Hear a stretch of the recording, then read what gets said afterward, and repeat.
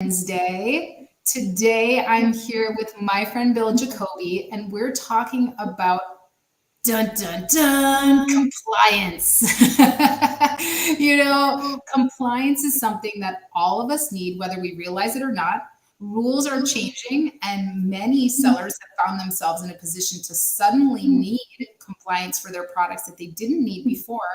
And there are lots of big changes coming. And Bill has created something that is at the forefront of everything compliance and that he's going to tell us about today. So be here, stay tuned, understand what's coming, and also understand how you can make sure that your products are compliant in a super easy way. So Bill, I'm going to turn it over to you to introduce yourself and tell us a little bit more about you. Thank you, Amy. Nice to be here today. Since the last time we spoke several years ago, a lot's been going on. Mainly COVID changed the way that people work. And I'd originally launched a product safety compliance app called CPSA Ready for Children's Products. Having been a consultant for the last 13 years, I've helped hundreds of companies with compliance. I'm one of 3 product safety coordinators approved by the CPSC and work with the Justice Department to implement compliance programs for companies. Having helped retailers, I help companies every day get into Target, Walmart, and provide all the proof of documentation you needed. When COVID came along, it changed everything because people couldn't access their workplaces. They couldn't have access to their servers or documentation. And it became much more harder to just get the job done to prove compliance. So I took the original app that I had and took about 1.5 years of building every single screen. I went through 4 sets of developers to come up with this platform that actually, it charts all your documentation from product design, from risk assessment, straight through product delivery. And it allows companies to, that small companies especially, that don't have money for ERP systems, are not technically savvy, aren't going to spend $15,000 for NetSuite or some big system, but are using QuickBooks and Excel spreadsheets. It allows you to check every aspect of product, from product development through testing, through storing the documentation, through audits, if you're doing factory audits, if you're doing product inspections, issuing certificates. And I'm happy to say that we just started with new developers that we will soon be able to have CPCs and GCCs created right in a tool. I'm part of the CPSC e-file committee, and it's right now I'm the only independent person with all these billion-dollar companies that are charged with having the beta to electronically file certificates. So we're going to do that this fall, and what's going to happen in 2025 that all sellers will have to file electronically with the CPSC and customs with their customs brokers. How that will work is each custom broker is going to have a data set of product with tariffs, information for the shipment, and then the importer record or seller will have to go into the government database and actually put a new version of a certificate in there with each citation for each product. So that means every line item for every citation. So when that happens, one of the bigger things is going to happen is you're going to have to actually personally attest that your products are compliant. This is going to be a big deal. It's going to affect a lot of people. And happy to say that now that we're building this certificate generation tool, by the time we get to that point, it'll be a moot point for anybody on the system, because you'll just be able to go in and create a certificate and hit the button, say you accept and verify that these products are compliant, and that data will go into the government database.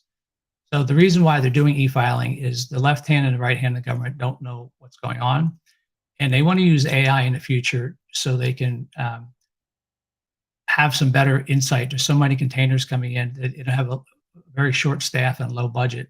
So they want to identify bad sellers. If you've been on the list or had prior violations, if you're selling toys or high risk products, you would have a higher risk score. So by using AI and having all this data in a database, they'll better be able to identify risks. And if you're a great importer, have no problems. And especially if you have a compliance program in place that you're doing everything over and over the same way and not flying by the seat of your pants, you should be good to go. Bill, some things that you said that are so important for us to pay attention to is that all sellers, as it is, compliance rules are constantly changing. And, I have clients who have baby products that never required compliance before. And now they do require so much expensive compliance and they can't even wrap their head around it. Or maybe they're using a factory that, isn't going to meet the new compliance requirements. And you also mentioned that there's a lot coming in terms of compliance. They're wanting to utilize compliance across multiple product categories and utilize AI to make it easier to really regulate the whole system, which means that if it's easier to regulate, more regulations are necessary. So talk to us about what, your system. Basically what it used to be is we would have to go to like the regulatory robot on like the CSPC, I believe it's the CSPC website, the Consumer Products and Safety Commission website, and try to figure out what compliance requirements does my product have? What do I need to do? So talk to us a little bit about that. If I'm a seller that's considering a new product, and I need to look into compliance requirements, what should I be looking for, and how should I handle that? Well, first of all, people call me all the time and they want to get into different product categories. And it's crazy that I have 21-year-old males calling up and wanting to get into silicone nipple covers, right? Or baby carriers and never have held a child. And because a lot of gurus or consultants are saying this is where the hot area is, they look at it just as a commodity. And sellers really need to, before they embrace any new products or product lines, they really need to know, then really get into the products. So there's no magic bullets. And this tool that I built, with AI coming, everybody wants this magic bullet where tell me for this type of product, all the regulations, all the labels that I have worldwide. Right now, there's not enough hours in a day for anyone to get that together, but there's a lot of people working on it. And very soon with AI, you'll have these databases, much like the regulatory robot, but only more in depth that can go country by country and overlay into one prescription, one size fits all type of thing. So we always tell people you have to understand your products. If you want to be the best in your category, if you want to have the top rankings, you spend all this money on consultants, you spend money on rankings and search and pictures and images and content, but you don't spend money on the most important thing is the quality of your products. Compliance is the inverse of quality. So if you don't put any effort into compliance, you're not going to have good quality. And quality affects bad reviews, and quality is we're going to get caught up on compliance issues. So you mentioned before we hit the live button, you were talking about how important it is to vet your suppliers. Now we're about to go to China on a sourcing trip. We're going to go attend the largest sourcing expo in the world, the Canton Fair, in October. And you guys can learn more about that at amazingathome.com/China. But it's important to understand that your supplier plays a huge part in your quality of your product, as well as your ability to meet your compliance requirements. Can you talk a little bit, Bill, about how do you make sure that your supplier is a good fit and that you're going to be able to meet your compliance requirements with your current supplier? Certainly. Suppliers are your partners, especially in normal product development, not Amazon sellers, but if you're going through a design firm and you're going out to find the right supplier, you're going to look at a lot of factors and not just going through a middleman. I have a guy who has a guy type of thing. And because they're your partners, they have to have the same goals that you have long-term. It's not about price. It's about understanding, for example, are they an ISO 9000 certified supplier? Do they have the processes in place for security, for items like zero tolerance standards? Do they have child labor laws? You don't want your products ending up on 60 Minutes, with people making them with 8-10-year-old kids, right? So when you do the original audit, you're going to be checking for product safety. Do they have a quality program in place? Most importantly, you may only sell on Amazon today, but you want to make sure the capability that they have, can they scale? Will they be approved for, say, Walmart or Target? If you have a great runaway hit product and other sales channels, you have the opportunity. I've seen people go down to have a factory through a third party and they don't have control of their sourcing. So an extra level of monetary that they're paying those extra costs, have a middleman, is going to affect them on pricing when they get into larger retailers. So with all the money that's being taken out for all these fees for now with Amazon listings, suppliers are your most important partner. And even structuring your payment terms, because compliance is such a big deal, testing and compliance, labeling, understanding tracking labels, they have to be on the same page with you. And you shouldn't let them do the testing for you. You should get involved with the testing, because using their testing, in the past, that was okay.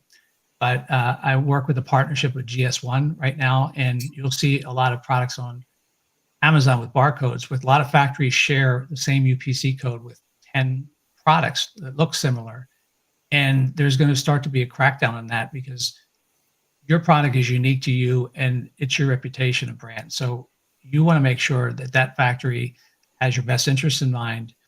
From a compliance standpoint, they're going to be pushing out products and quality inspections that you enforce, because it used to be that you go to China, spend $5,000-$6,000, today even more, just to visit the factory. You're crazy if you're not having a $450 inspection for every batch that leaves the factory. And so when you're tying your financing or your payment terms, you should always hold, pay a third down, have a third when it clears customs, because it makes their skin in the game. With material changes right now, even the factory owners will talk to you, the salespeople. You may have a set standard or protocol for what you want, but ultimately, because there's a better deal for this substitute, or supply chain issues is causing this change, you have to also have policies in place, material change policy, a corrective action form and policy. They have to notify you if there's a change. A small zipper change that looks innocuous. I had a seller that had a container which cost $88,000 that was taken and destroyed because the zipper pull had lead in it. It was the same version as the Chinese market. And they wouldn't let us rework it because the seller had a previous tracking label violation and more or less said, tough, you should have learned. So they had no idea. They did not know that this material change happened. So the only way to go against that is if you have potential lead in your products, phthalates. Lead is probably the easiest to detect at the border, but tracking labels, you have to do those inspections to make sure that before that product leaves, that you have everything in order. Yeah, you're so right about inspections and about getting an independent third-party inspection. On our China trip, we actually have Mavli as one of our sponsors. They're an inspection company. And they actually started out, they have a unique story because they started out as sellers. And then they were doing inspections, but not all inspections are created equal, right? And their products were passing inspection, but there was issues with them. There were issues with them, quality issues anyway. And so they actually went to China. Sajag, the founder of Mavli, he went to China when he was a seller and started inspecting all of his own products. And he learned all about the ins and outs of product inspections and stuff like that. And so he's going to be coming with us on this China trip. And, it's so important that, like you said, we don't skip the independent quality control, that we are holding our suppliers accountable for that. But then also it's a partnership, right? We're partnered with our suppliers. We're working together. And when you have the right contracts, it protects both parties, right? So making sure that you put things in writing, like a general conditions agreement in China is great because it covers, the terms, the delivery deadlines, any issues with quality, what will be refunded, what will be paid when. So I love that you mentioned having those terms set up, but also putting that in writing and protecting not just you, but also your supplier, right? We both need, in good business, we need to have things in writing, and we need to both of us understand what are we agreeing to. And that helps both sides kind of hold to the standards and make sure that we're doing the right things. So, we're definitely going to be covering that in our factory tours in China. We're going to be, attending the Canton Fair and talking with suppliers and going over their certificates that they have hanging on their wall. And the thing is, just because they have a certificate hanging on their wall in a booth doesn't mean when you go visit that factory that certificate would actually be valid. So we're going to kind of cover, what should you be looking for in a factory when you visit? What should the rooms look like? How should things be labeled? What should you be thinking about in terms of partnering with this factory for concerns for quality control and stuff like that? So I love that you gave all those examples. And, if you guys are joining us in China, you'll definitely be covering some of what Bill is talking about here in terms of vetting your suppliers. Bill, we actually have a question from somebody that is about compliance, which is so interesting. Kids Entertainment YouTube says, one of my product colors is recalled because I inserted a small promotional toy, which was not covered with CPC certificate. My product is also a toy. Amazon deleted all of my variations as well. And then the other thing that he said is, what will be the process? Should I remove all the inventory before making the appeal? I have all other colors, CPC lab reports, and tests. How should I solve this? Any advice, Bill? Well, first of all, I mean, the fact that it was not listed as a component of the product, it seems like a bait and switch. So there's an Amazon issue and then there's a CPSC issue. If the product is passed and you have all the documentation, you can go down that route, but it could take you a while and you're going to be paying storage, demurrage charges, and everything else. So that's kind of a jump vault type of situation where giving a freebie like that as promotional items are usually they're very cheaply made. A lot of times they're throwaway items. And they're small parts they could get into choking hazards and that kind of thing. So without seeing the product, it's kind of hard to understand. But, identifying from the appeal from recertifying, getting it relisted versus, having the documentation showing him. I'm not an Amazon inside person to tell you that, but that's an interesting dilemma.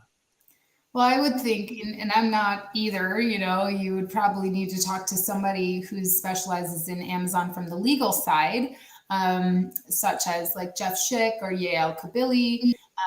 One of those might be able to give you some advice on exactly which step to do first. But as Bill mentioned, if that little toy that you included is not compliant, you may just but your other toy is compliant and you have like the actual toy that you're selling that is not the promotional product is compliant. Usually Amazon likes it when you admit fault and you say, I made a mistake here. I got everything, let me correct it, right? So either see if you can get this other small toy, this promotional item cleared, or, I definitely consult an attorney about this, right? Because, I'm just spitballing here based on my experience and what I know. But I would say, you probably want to make sure from now on, whatever's in the box is compliant, because that could really open you up for some crazy legal action and fines and not fun. So I would be careful with that. Amy, getting back to that previous question about the factory, since you're going on this tour, having vendor guides, if you have multiple factories or suppliers, I've been doing vendor guides for people for years, but you want to standardize your operations. You don't want to have a different process for every factory that you're bringing on board. It's the packings, the markings on the cartons. It's your tracking labels, having a code. You're allowed to use cryptic codes for your date codes. It's organizing all that information. But more importantly, from the inspection point of view, most people don't think about this, but you want a continuous process for improvement in the system. So the person usually designs a product or is most intimate with the product, should develop the protocols. Not if you take a wood inspection company for wood products, that may be fine and good. But if you're looking at customer service reviews and you're seeing that I have rough edges, I have stain issues, these are quality issues. So you may address certain quality issues, but you want to try to fix the next batch. You want to remediate any items that are bad reviews and turn them into eradicate those. Keeping in mind that if you make a major material change that affects, whether it's a new factory or a new component part, you have to start over with testing. But you should always strive to improve the next batch of your products to design out those issues that you have. Got it. And Bill, how can we be sure what regulations are matched up with the products that we're planning to sell? We talked about the regulatory robot the other day, but how do we check this? Like, is there an easy way to check? Yeah, the most easiest way, in this country compared to Europe, the onus is on the seller manufacturer to have that information, but the CPSC uses third-party labs. So the best practice is I tell clients to go out to 2 test labs and tell me, where do I want to sell this product? And what regulations I need? Are there any packaging regulations? They see products all the time, especially the bigger labs have seen thousands of variations of hybrid products and everything else. If you go to a small lab in China, if you're going by cost, you're not going to have that. But if you get 2 quotes for the similar product, they should be able to tell you everything you need to enter that market. Okay, got it. That makes sense. So you're going to a lab, just to kind of repeat what you said. You're going to a lab, 2 different labs with the product that you're planning to sell, and asking about any requirements that they would test, because these labs test products all the time. They know exactly what's required, right? They've seen that. And also, if you're having a Me Too type of product and you're trying to wing it with or the documentation, instructions, and everything else, good hack is go buy the top 2 items in the category. They've done the research. They may have teams of 12, 13 people in compliance. The warnings, the instructions, the languages, doing it yourself with Google Translate just doesn't cut it. It may be offending to certain people the way it comes out. So you can use those type of hacks to see, instead of reinvent the wheel. Like if I'm doing a baby carrier, I could look at the warnings. The Baby Carrier Alliance is a good place to go to, because they have the standards for that whole vertical, right? But it's looking for resources in different areas and not trying to reinvent the wheel and hope that everything's okay. That is so smart. Yes, we buy our competitors' products for product research, but why not buy them for compliance reasons as well, and see what they're doing? So super smart. Love those tips. Mind, you're still, as importer record, you're still responsible for all compliance related items. Got it. Whether you're doing a Me Too product or not, Sure. Whether you're the manufacturer or not, it's under your brand, it's under your company, you're responsible, right? Okay, so Bill, I would love, we've been going here for 20 minutes, really giving some great tips on compliance and what we should be paying attention to. I want to move now for the second half of our discussion into this cutting edge tool that you built, Comply Pro Plus. You built this tool, you spent so much time and energy and effort. You are the money and a lot of money to build this thing. And clearly you've been passionate about it. Clearly, you've put in a lot of time and effort into it.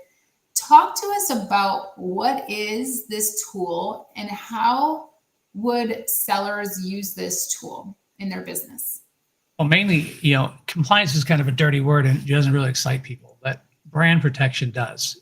People are lucky in the Amazon world because they, without a lot of infrastructure investment, a lot of capital out of pocket for warehouses and everything else, they were able to create products and income streams, but they fail to protect that. And the best way to protect it is with a compliance program. And because in the early days of Amazon, think of testing and compliance with certificates as being like your homeowner's insurance. You may get a quote once a year and you issue a certificate and then you're good to go.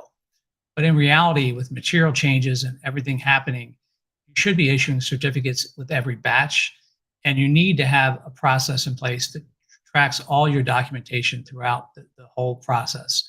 And so building a system where you can take the product from development through product testing into production, monitoring your quality, monitoring your audits, all your inspections, issuing certificates, and more importantly, tracking incidents. It's the first app out there. You have a 48-hour rule with the CPSC for any consumer product. You have a duty to report an incident if it's received by you. And people will get into different segments, don't realize that just the Amazon bar is the lowest bar. Sometimes they point you to the CPSC website, but they don't enforce all the items necessary. So you need an incident reporting process, whatever CRM you're using. You need escalation internally to your company. You need a feedback loop for that to notify, because if you have a death, a burn, a choking, any incident with small children, they get reported back to the CPSC, and failure to report is some of the biggest fines out there when people know there's issues, but they don't do anything about them.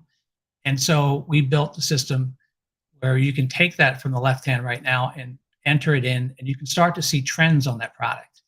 So as you start to see trends, you could take it out of, make it inactive, look into the problem before you really have a problem. So you limit your exposure.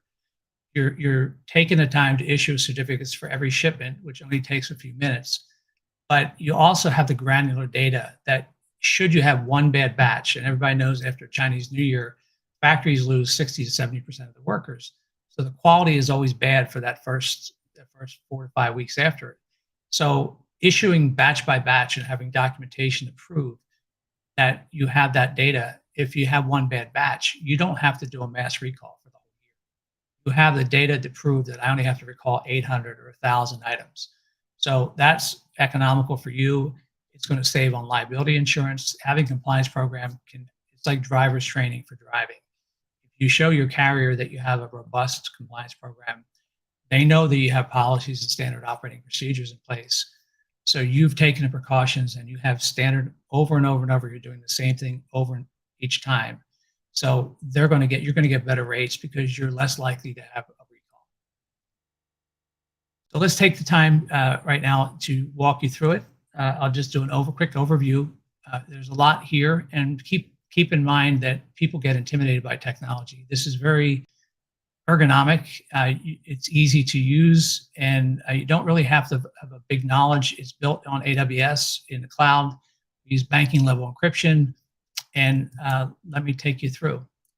So when you come into the system, you're going to have a dashboard, and you have a live dashboard of all products. We build products in families. That's how we test products. You may have 5 strollers in a family. We test the one with the most features, and we can also upload all associated documentation. So if we have instruction manuals, we have packaging, we can put one document up and it spiders out to 4 to 5 items. We have the brands, we have the categories, we have sales channels. Besides compliance, this tool lets you manage all compliance and multiple sales channels globally. So you can see which products are sold in every sales channel. This is great for sales managers.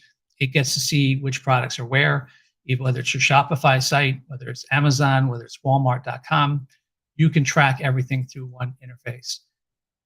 We have the ability here to see our product types: children's products, infant and toddler products, general use products, and licensed products. We can see product status, active products, inactive, pre-market or products in development, stop sales, recalled, out of stock, and discontinued. Keep in mind, you have 5 years. You still have to keep records for everything 5 years. So every new test report, it's 5 years out. You have to keep that documentation. Here you can put it up there and set it and forget it and have it in one place. Down below, we have countries where it's sold. So if you're selling globally, you can see how many products you're selling in each country. If I go to the map of where it's sold, I can highlight over the countries and can see how many products I sell in each market.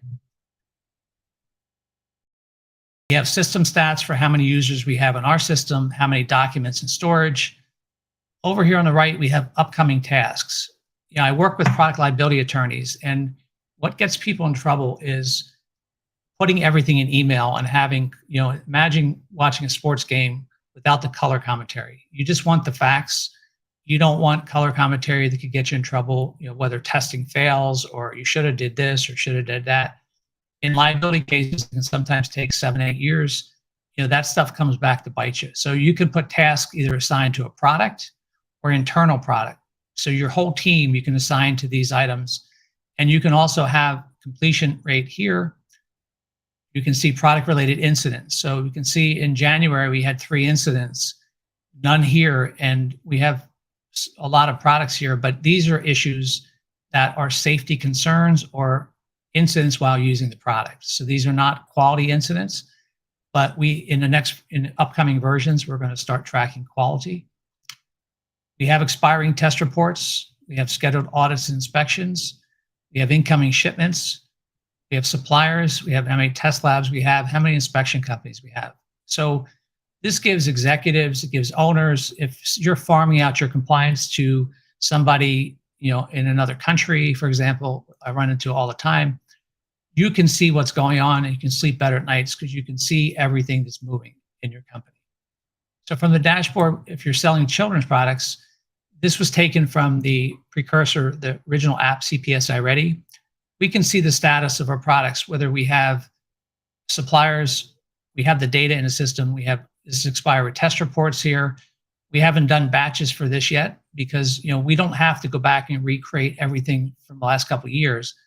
If you start on the system, you start from today and you start with all your incoming shipments, this month and next month moving forward. It's easier to get walking before you run. So you really don't have to do that. But if you go into second page, you can see that these test reports are expiring in 45 days. So it gets you in a mindset where you can see things at my budget. Well, I have all these tests. They're only one family. There's 2 families there. I can budget for that testing because I can visually see it. We talked about incidents. So as incidents come in from your escalation, you create, whether it's Zendesk or Zoho or HappyFox or, Gorgeous, anything you bring in, you have to have an escalation policy that people in customer service tell you what's happening especially with product safety. You should want to know quality also. So we can see that information here. The best tool ever is the scheduler. And I've worked with clients over 10 years with the beta. We have a team tool here that you can have everything, you can see everything that's happening on your calendar. So I can schedule audits. I can see audits there's an audit right there. You can see the code for audits in orange. We have inspections down here at this factory. We have product tasks in purple, and we have internal tasks here. And next month, we have 2 expiring test reports. So I can see when my test reports are expiring and plan accordingly. We have a company document section. So you can create any policies. If you have a recall plan, your compliance program overview, your training documents, if you have CPSC or legal information, this is a place where you can keep all your company documents. You have the ability to create custom folders throughout the whole system in any section.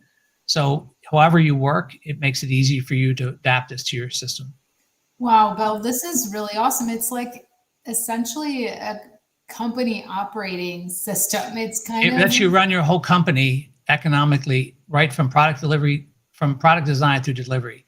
Now we get to sales channels. So we have Amazon, which I won't show you, but say you're selling in Walmart. I can see how many products I have in the sales channel. If I've done audits, how many inspections I've done for them. When I go over here to manage the portal, I can log into all my vendor sites right out of the system. So literally, I put the URL for whether it's Target, Walmart, Amazon, any other place you're selling. You can keep your agreements and guides here, but I can see a list of all the products that I have in this sales channel. I can see if I've done any audits. The larger retailers require you to do capability audits, environmental, social, ethical audits. We have product inspections. You can track every inspection by the PO that you had on the supplier, and we can see the status, whether it's completed or it's scheduled. So you can see that there. So now we use tags like metadata for everything in the system. So I can get to anything I need in 1 to 2 clicks. So I can put tags on products. So if I were to do black, for example, and I'm using tagging, I can see I have 7 products that are black. I have test reports associated with black. I have scheduler items associated with black products, and I have files that are black with labels with black products. So I have the ability to get to any of my data right in any section at any time, just through that one search. And we build products into families. This gives you that if you have products in different categories, you can see integrity check. I have 4 products in this family. I have 6 products in this family. So this is where we're going to build the citation codes, so we can build out the regulations for each product once you have them identified. And that's why we'll be able to create certificates. We can track licensed products. So now we get to the products, and we have the all products view. A lot of people aren't technically savvy, so you can create by families. I want to look for high chairs, for example. I can find it. I go to my Amazon product list. I want to see all the products I sell in Germany. I can see by Amazon Marketplace which products I sell. This product is sold in 3 marketplaces. I can see my Amazon store name. I can see my FNSKU, the model number. These are active products. I go to my general use products. I have a view. I have children's products, which I can see all my children's products. My durable infant and toddler products. These are products that are birthed through usually 2 years, 2.5 years old. These have the registration requirement for product registration attached to the products. I have a view of that. I can see my licensed products if I'm licensing any products, and I can track this. This shows me to the licensor that I have a system that I'm not going to protect their brand. And licensors, I've shown this to Disney and I've shown this to NBC Universal, and they're very interested because this protects the brand. Instead of getting one snapshot of a test report once a year, they can theoretically see real-time data in the system. Pre-market development products. These are developing new products. You may not have a picture of it. So you're developing products, your team, you may not even have a picture, but we're at 28% complete. To go live online, you need a product image, a supplier, a product family, a parent product, model number, SKU number, GTIN number, UPC code. Wow, so you're basically walking them through everything they need to get that product online. And see down here in these folders, image files, design drawings, bill of materials, packaging, instructions and manuals, labels, material declarations, supplier declarations, risk assessments, warnings, trackings, registration cards. So when you have documents in all these sections, you have proof that you have products, you're ready to go. You're there. So we can see pre-market, it's a children's product. You can put your age grading in the product. I can choose my sales channels once I build them for each product where I'm going to sell it. I can choose my marketplace for Amazon. I can choose, that also adds a country, or you can just add countries and not have marketplaces. So now we go to suppliers, which is timely because you guys are going on your tour. List all your suppliers, and supplier types can be manufacturers, trading companies, distributors. You choose a factory. You can see how many products each factory supplies you with. If you've done audits on the factory, capability audits, or any type of retailer mandated audits, we do inspections. I have emails for test report notifications. 21 days before a test report expires, if the factory is doing testing for you, you put your contact here, it'll email them saying, we need to renew the test report. It can also go to the lab if you're doing directly with the lab. So you have the option to notify them ahead of time. Here's where these supplier policies come into place. Did you have a vendor guide? When was it implemented? Did you have a compliance and labeling review? When did you do it? Material change policy if you're doing children's products or just general products. Date of your last visit if you visited them. You can put notes on the factory. Do you have a corrective action form? We can put our contracts in here, our guides, material change policies, attestations. Safety data sheets is something that Amazon's now asking for now for certain products, and they want to know, what's in the products. So you have all this on the factory level, and you can create extra folders here for how you work and what you need. Sustainability items, anything any folders that you need to capture data, you can build them. So we see all the products that this supplier makes. We can see all the audits that were done on this supplier. We can see all the inspections that were done on here. I built this little, all in one place. When you see this here with this little tool here, this is a scheduled audit, and I forgot to upload this. So when I go into this inspection, it says, don't forget to upload the associated file.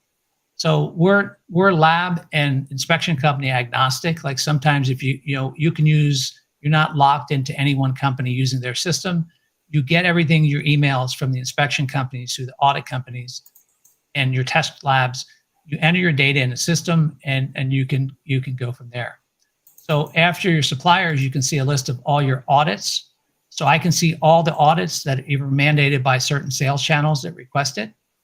And then now we go to the labs, and we can see each lab. And if a lab has an inspection magnifying glass there, they're also an inspection company. So for each lab, I can see how many test reports, how many inspections, how many audits.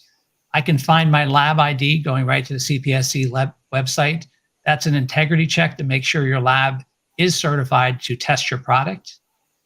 And here's your email for the lab notifications. I can keep my test request forms here. I can keep my quotes. I can show all my test reports that I have from this lab. Right now we're using tags. So I can see that I've done ASTM testing, CPSI testing for lead and phthalates, Prop 65 testing for California. So I can then search for tags and find all of my testing. Say if I want it for EN, if I'm selling in Europe, I don't have that here, but CPSIA, all the products that are children's products are tested, I can find them. I can see. Can I ask a quick question while we're in this screen? Sure. We have one more question here. How do we get tracking labels? He says, I'm the brand owner. My company's registered in Canada and I sell in the USA. Don't you get the tracking labels by working with your supplier? Yes, and I'm going to show you that. That's in the production section. That's right next. All right. So just hang right in. I've worked on this for 10 years and tested it with a lot of clients, and we've considered everything, how companies normally work or the best practices for how to work. Keep in mind, this is a framework. You can use as little or as much as you want for this company, but for a lot of small companies, you can run everything out of here instead of using Excel spreadsheets and have access to your team. So here's all the test reports for the company. So now I can see for my company by lab, which test reports for which product, the test report numbers, the certification test, which markets. I can track test reports by markets. If I'm testing for the EU, UK, I can see these are all active. I can actually see the tags on here. I can see my expiring test reports coming. First one's coming up on October 3rd. It gives me enough time to get samples out, get them to labs, so I never have an interruption, for products. Now, I may not be making products until November 1st. In that case, I just instruct the lab to hold the testing until we make the batch. So we move those goalposts out a year and not waste them on just testing when you don't really need to. So after we go through the test labs, we have production runs. And this is where you make the products. This is where you order POs from the factory. So I can choose this PO number. You issue a purchase order to the factory. On the supplier page, we capture lead times. So if you have a 30-day lead time or 60-day lead time, if we put a PO order date, we put the PO number here and we put a PO date here, it adds, if it's 30 days, 45 days, it adds that to this estimated date of manufacture. Everything usually ebbs and flows. So this may have been an estimated date of manufacture, but when we get closer to manufacture, this is the actual date of manufacture you need for certificates. So this is in month and year. And then we have the ability to bring in later invoice numbers. I built a system working with companies that have been stopped at the border, and CPSC asked for all this information. This is one system you can show everything to anyone who needs to see it without going into your personal systems, email systems. You're building your proof of compliance all in one place. You're going to have your documents. You're going to have duplicates of all the stuff in other places, but you can build everything right here.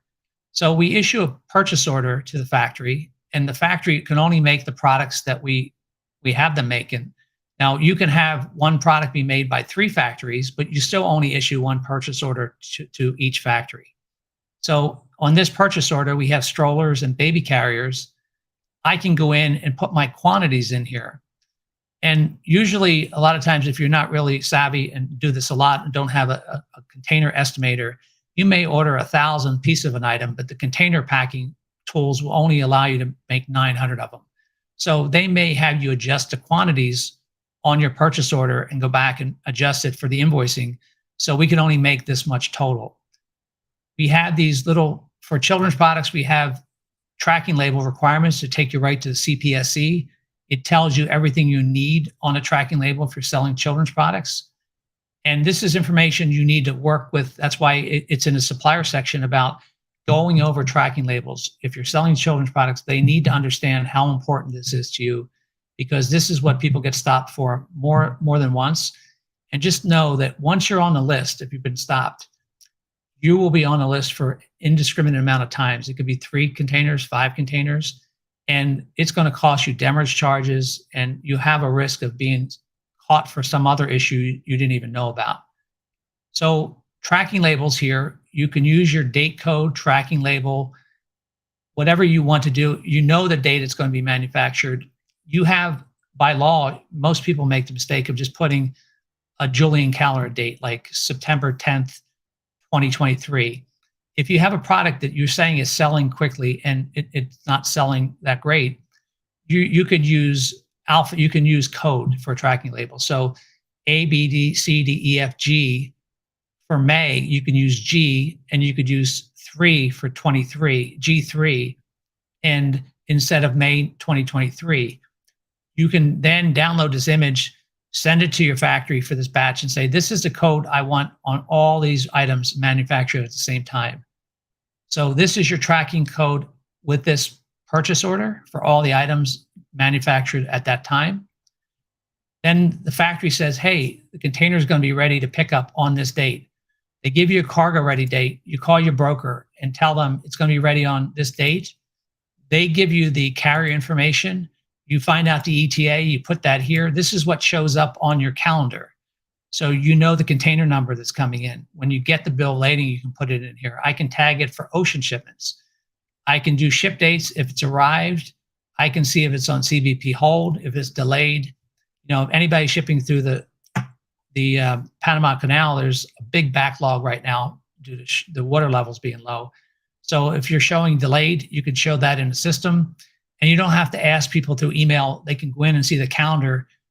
You can change his arrival date here, and it will reflect on the calendar. So what happens if you're out of stock and you can't wait 30 days for products? You can add express shipments in here, and I'll show you that for partial shipments. You can take 10 cartons, air ship them in, and they're still going to be part of this batch. So you're accounting for that subset of products coming out of that batch in the system. You can see in the excuse me, on the bottom right-hand corner, last updated March 6th, there's a date timestamp for everything that's done. So there's an audit trail, so you can see what other people are doing. So now I can see all my shipments. So these are all my shipments as a company. I can see these are all ocean shipments. I have 2 in transit. The rest have arrived. I can see my express shipments. If I FedEx information, by air, I can track them in the system. And now we go to quality inspection. So I can have my inspection companies here. Once again, I can see all the same data, inspections, audits for the inspection companies. And then I can see on a company level, I can see all my inspections. I can see I haven't uploaded these reports, but I can see which sales channels these are going to, which POs, and have all the information here. Finally, we go to certificates. And to create a certificate, I just go into the system.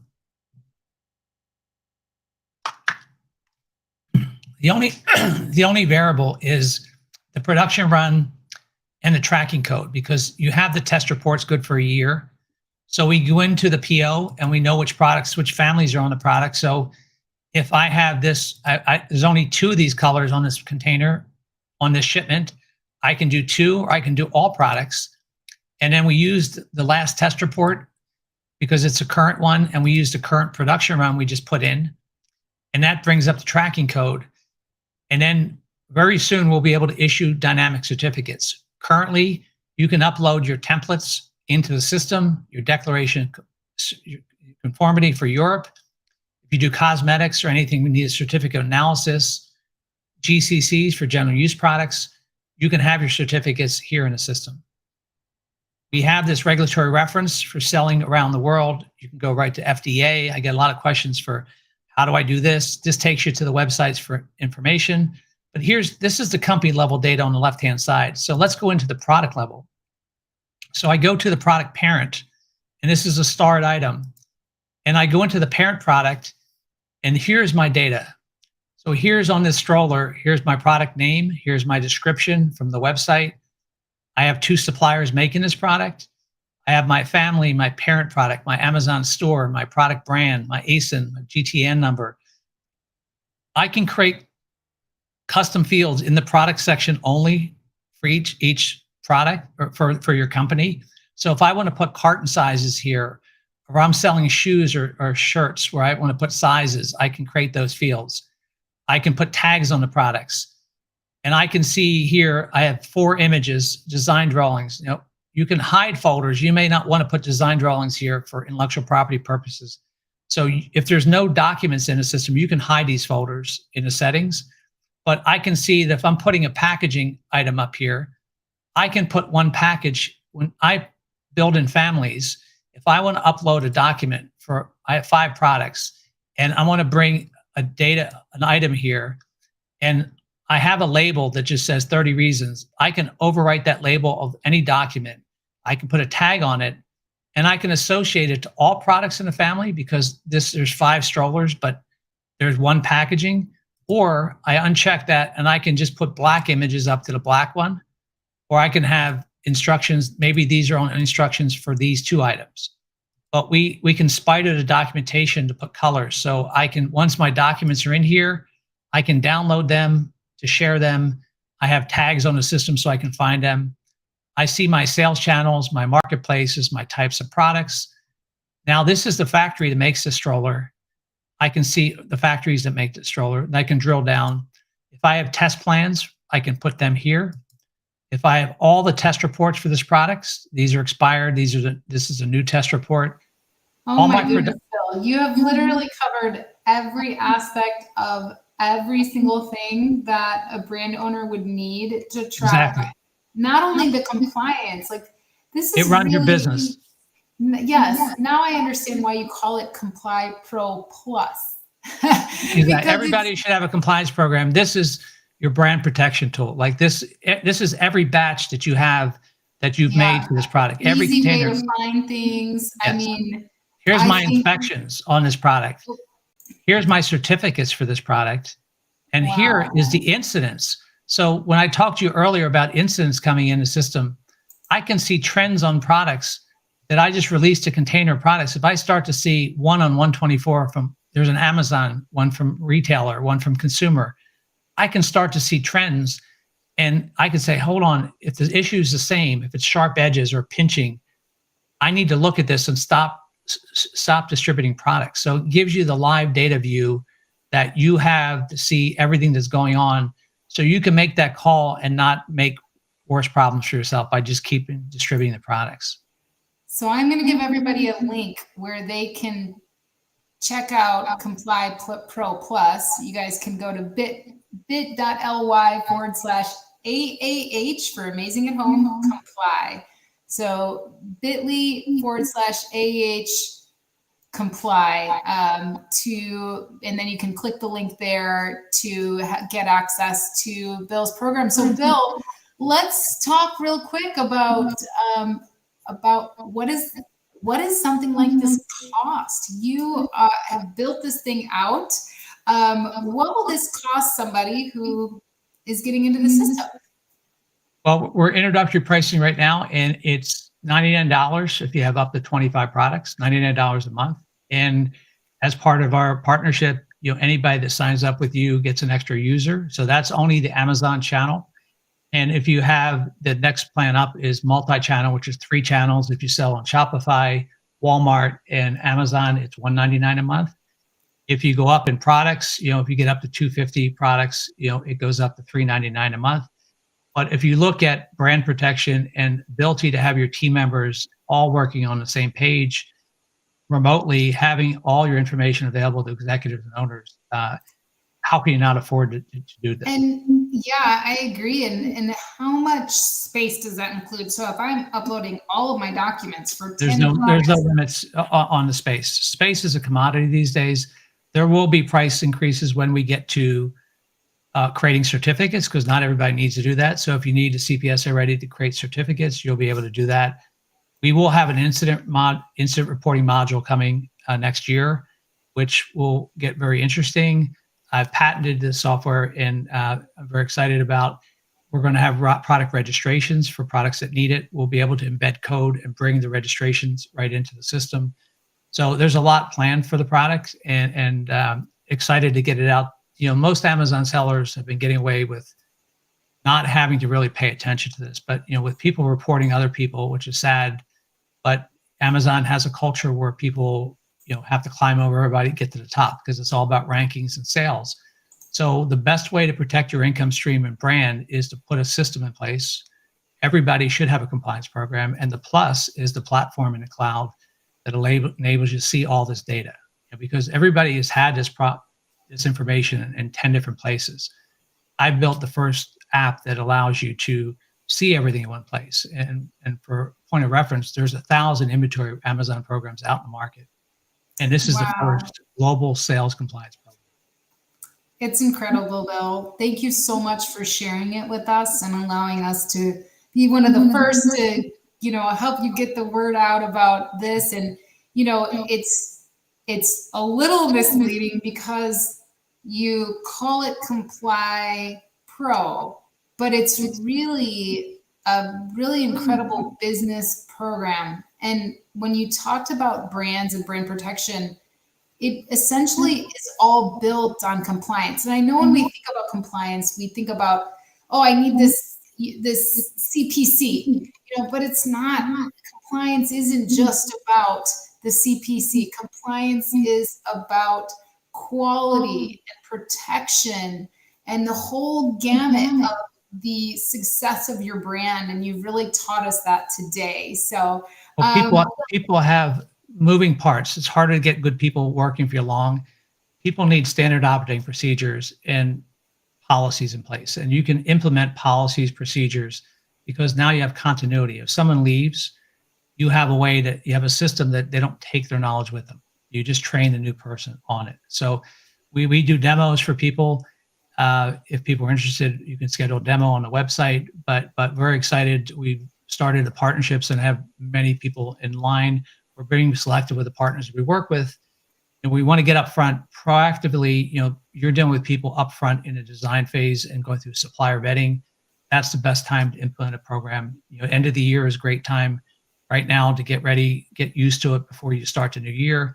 It changes the way you work your business, and it's more economical. It will save you a lot of time and money. For sure. Yes. Okay. Before we sign off, you should tell everybody where they can follow you. How do they contact you? How do they get in the Bill circle? Okay. Well, I'm on LinkedIn under Jacoby Solutions or Bill Jacoby.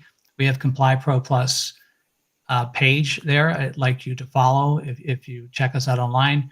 We just announced our partnership with Amy today. It went out to about 25,000 people.